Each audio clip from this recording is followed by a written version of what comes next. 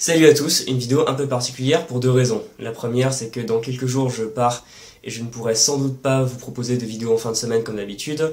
Je vais revenir dessus très bientôt. Et la deuxième, c'est que, comme je l'ai précisé dans ma dernière vidéo, la chaîne a dépassé récemment les 1000 abonnés, on doit être à peu près à 1050. Et je me suis dit que c'était l'occasion parfaite, tout d'abord pour vous remercier pour votre soutien et le fait de me suivre, et aussi pour faire un peu le point, revenir sur ce qui a été fait sur la chaîne dans les derniers mois et évoquer les projets futurs. Voilà, tout d'abord, encore une fois, merci de me suivre, merci de partager mes vidéos, merci de laisser des commentaires très intéressants qui font vraiment vivre cette chaîne et aussi le blog bien évidemment. Donc la chaîne Le Monde des Langues. J'ai lancé le blog en mars 2014, donc ça fait un peu plus de 2 ans, et j'ai vraiment commencé à en faire un projet sérieux à peu près vers l'automne 2015, donc il y a à peu près 1 an. Et la chaîne, j'ai sorti la première vidéo en janvier 2016 de cette année, donc ça fait à peu près 9 mois maintenant. Et pourquoi avoir voulu faire des vidéos? Il y a 2 raisons pour ça. La première raison qui est évidente, c'est que ça faisait assez longtemps que je bloguais sur les langues, donc que j'utilisais le médium écrit, à part à certains moments où je postais des vidéos d'autres personnes, ou même que je mettais des petits enregistrements d'autres personnes encore sur certaines pages. J'éludais totalement la composante orale des langues, et je trouvais ça déjà plus intéressant de la rajouter via un médium qui est très en vogue en ce moment, qui est donc la vidéo. Et comme justement la vidéo est très dans l'air du temps, je voulais aussi passer par ce biais, parce que je sais très bien qu'il y a des personnes qui ne lisent absolument pas les blogs, et si ça se trouve, vous qui me regardez, vous avez découvert le monde des langues via la chaîne YouTube, et non via le blog. Et puis je pense pas que ce soit une mode, à mon sens, la vidéo est vraiment là pour s'installer, parce qu'il y a un rapport de proximité qu'il n'y avait pas avant. J'ai vraiment beaucoup plus gagné de public en 2016 qu'en 2015 parce que tout simplement j'ai montré ma tête, vous entendez ma voix, et vraiment ça crée un rapport de proximité qui est important quand on entend parler d'un sujet et surtout d'en parler avec passion. Donc fin décembre 2015, j'ai tourné ma première vidéo que vous avez pu voir en janvier. C'était un sujet qui était à la fois le plus évident pour ma thématique et le plus difficile parce que j'avais fait cette vidéo en 6 langues, donc mon français natal plus 5 langues, qui étaient l'allemand, l'anglais, le finnois, l'italien et le japonais. Pourquoi je dis que c'était pas facile? Parce que c'est vraiment une certaine gymnastique de passer d'une langue à l'autre devant une caméra. Et justement, la caméra, je m'attendais pas à ce que ça soit aussi, pas intimidant, mais aussi déstabilisant. Parce que finalement, j'ai déjà eu l'occasion de faire des présentations devant des auditoires parfois assez grands, parfois avec des personnes assez influentes. Et je me disais que ça allait passer très bien face à la caméra, mais en fait, quand on se retrouve tout seul face à cette espèce d'œil noir qui nous regarde, on est un peu déstabilisé parce qu'on a l'impression de monologuer, on sait pas trop à qui s'adresser en fait. Donc c'est pour ça que si vous regardez à nouveau ma première vidéo, vous me voyez un peu engoncé dans le canapé, à chercher mes mots, à hésiter, et en plus ça se ressent sur mon accent dans les langues. Et c'était finalement assez intéressant comme expérience de faire des vidéos pendant quasiment 1 an parce que ça m'a permis de gagner en aisance devant la caméra, ce qui est toujours un plus. Et comme vous le savez aussi, je m'oriente vraiment vers du contenu vidéo parce que maintenant les formations que je sors sont tout simplement des vidéos, donc ça s'inscrit vraiment dans une continuité logique de faire un contenu en grande partie gratuit pour tout le monde et des formations en vidéo pour les personnes qui souhaiteraient aller plus loin. Donc toujours concernant les vidéos, au début j'étais vraiment sur une parution très erratique parce qu'il fallait à chaque fois que j'apprenne à faire les vidéos, à voir un peu comment ça marchait. Maintenant j'ai trouvé un rythme qui est de 1 vidéo par semaine, peut-être que je l'augmenterai, peut-être pas. Et donc si j'approfondis ça, ça sera soit 2 petites vidéos par semaine ou alors vraiment une plus grosse vidéo chaque semaine, donc à voir. Et ça vient vraiment en complément du blog parce que j'ai remarqué dans les grandes tendances du blogging qu'il y a certains articles en fait qui ne sont même plus lus. Et au contraire, si pour certaines vidéos j'avais choisi de les faire sous forme d'articles, il y aurait eu beaucoup moins de personnes touchées. Et à l'inverse, je trouve que le blog reste quand même très bien. Par exemple, j'avais fait un article sur les genres et les pluriels des noms allemands, ce qui aurait été complètement indigeste en vidéo, mais rendait très bien en article. Et maintenant, vraiment, l'idée c'est d'avoir des vidéos assez régulières et de temps en temps des gros articles très complets. Parce que honnêtement, je pense que de nos jours, les articles de 500 mots, à part sur Topito ou des choses comme ça, personne ne les lit. Alors ces 1000 abonnés maintenant, ça peut sembler assez petit parce qu'il y a beaucoup de chaînes qui ont 20 000 abonnés, 100 000 abonnés, même quelques-unes à plusieurs millions.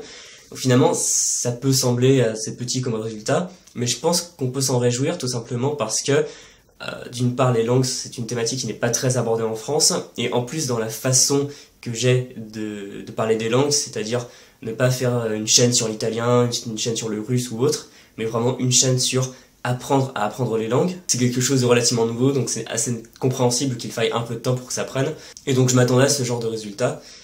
Et j'espère continuer sur cette lancée, atteindre les 10 000 abonnés en 2017. Ensuite, je me suis beaucoup renseigné par rapport au monde des vidéastes francophones et au monde de YouTube en fait. Et je me suis rendu compte que souvent, à vouloir chercher à avoir beaucoup d'abonnés, on se perdait un peu, parce qu'on a tous les exemples du style Squeezie, Cyprien, Norman avec des millions d'abonnés. Mais en fait, sur une thématique comme la mienne, ça n'a pas vraiment de sens, parce que je sais que là, on va s'abonner à des chaînes d'humour pour se détendre et pour regarder une vidéo de temps en temps. Quand on s'abonne, et c'est aussi ce que je fais sur des chaînes avec des contenus très précis, on y vient pour chercher vraiment des réponses à des questions. Et je pense qu'on peut avoir une petite audience très réactive, et c'est beaucoup mieux qu'avoir une énorme audience avec seulement 5% des gens qui s'y intéressent. Ensuite, de manière générale, il faut avouer que dans les langues, il n'y a pas grand monde sur YouTube. Alors évidemment, il y a Romain de la chaîne Linguistica que j'ai interviewé d'ailleurs il n'y a pas très longtemps sur ma chaîne. Mais à part ça, il n'y a pas grand chose. Il y a Julien Fontanier, les cours de japonais, qui a plus de 20 000 abonnés. Donc sur certains sujets, ça marche bien parce qu'il y a vraiment une demande. Mais de manière générale, les langues sur YouTube en français, c'est pas vraiment ça. Donc c'est tout un écosystème qui est en train de se créer. Comme les blogs sur les langues ont commencé vraiment à apparaître ou réapparaître, parce qu'il y en avait plein qui étaient morts vers 2013, donc ils ont commencé à réapparaître vers 2015, et là vers 2016 je vois pas mal de petites choses qui se font sur YouTube sur les langues. Et ensuite j'ai vraiment remarqué que dans ce média, il était important, comme dans tous les médias, de vraiment se baser sur l'actualité brûlante. Je vois pas mal de choses avec par exemple machin qui critique Bidule, le droit de réponse de Bidule, truc qui va analyser la vidéo de réponse de Bidule, etc. Donc finalement tout le monde surfe un peu sur l'actualité, alors que moi personnellement l'actualité sur les langues, il n'y en a pas beaucoup. J'ai fait une vidéo sur la réforme de l'orthographe parce que j'entendais beaucoup de choses qui m'énervaient. Fallait que je rectifie un peu ça, mais à part ça l'actualité des langues, il n'y en a pas beaucoup. Et de la même manière, vu qu'il y a peu de personnes qui font des vidéos sur les langues, je pense que vous avez remarqué chez les youtubeurs qu'il y a une tendance à faire venir les uns et les autres dans les vidéos. C'est pas seulement parce qu'ils sont potes, mais parce que c'est une manière de croiser les taux d'audience. De la même manière que sur mon blog, je fais venir des articles invités, ce qui permet de donner à certains blogueurs plus de visibilité sur leur blog à eux, via mon site. Voilà, aujourd'hui je suis vraiment content d'avoir une petite audience de 1000 personnes qui est très réactive, et vous me laissez beaucoup de questions, beaucoup de commentaires, il y a des discussions qui se créent. Et finalement, c'est beaucoup plus intéressant que si j'avais 100 fois plus, mais que les commentaires étaient remplis de trolls, d'insultes, d'engueulades. Et là, on reste quand même sur quelque chose d'assez intéressant, et je vous en remercie encore une fois. Je vais évoquer rapidement les projets futurs maintenant du blog et de la chaîne. Comme je vous l'ai dit, je vais partir dans quelques jours. En fait, je vais en Grèce, à Thessalonique, pour la Polyglot Conference, qui est un événement, comme son nom l'indique, sur les langues, avec des conférenciers qui vont intervenir. Donc je vais prendre plein de notes et je vais avoir apporté les meilleurs conseils, comme ça vous pourrez les connaître aussi. Je vais pas garder tout ça pour moi. Concernant le mois de novembre, je vais sortir une formation, ça sera sans doute à la fin du mois. J'ai aussi plein d'autres projets, donc des conférences, donc il y a des choses qui sont encore hypothétiques, des choses plus sûres, et vous aurez sans doute la possibilité de me voir à Paris parler de plein de choses en rapport avec les langues. Et d'ailleurs, si jamais vous avez envie de me faire intervenir dans des événements, n'hésitez pas à me contacter, on pourra en parler. Je suis toujours content de sortir un peu de ma bulle qui est de bloguer, faire des vidéos dans mon salon, pour parler un peu de tout ça avec d'autres personnes. Je vais m'arrêter là pour les projets parce qu'il y a vraiment d'autres choses qui sont plus long-termistes. Par exemple, j'aimerais vraiment écrire un livre sur l'apprentissage des langues, mais ça, ce ne sera pas avant 2017.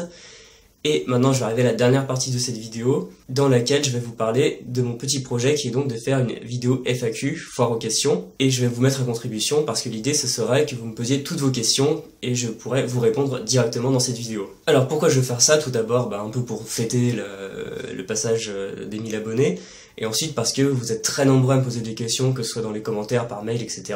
Et c'est une sacrée charge de travail maintenant finalement. Donc si un jour vous ne recevez pas tout de suite une réponse à vos questions, c'est parce qu'il y a sans doute beaucoup de questions qui attendent et qui sont en retard, et aussi tout le travail que j'ai à faire de manière générale. Et aussi parce qu'il y a des questions qui reviennent. Par exemple, on m'a souvent demandé si on pouvait apprendre 2 langues à la fois, donc j'avais fait un article puis après une vidéo sur le sujet, donc ce sera l'occasion de répondre à des questions qu'on me pose très fréquemment. Alors si vous souhaitez que je réponde à vos questions dans cette future vidéo, il vous suffit tout simplement de me les poser en commentaire sur YouTube, ou sinon sur Facebook, que ce soit en commentaire sur la vidéo ou par message privé sur la page Le Monde des Langues, ou encore par email à contact@mondelangue.fr. Posez-moi toutes vos questions, même les plus folles, et j'y répondrai avec plaisir. Ça peut être aux plus folles, je verrai où se situe la limite.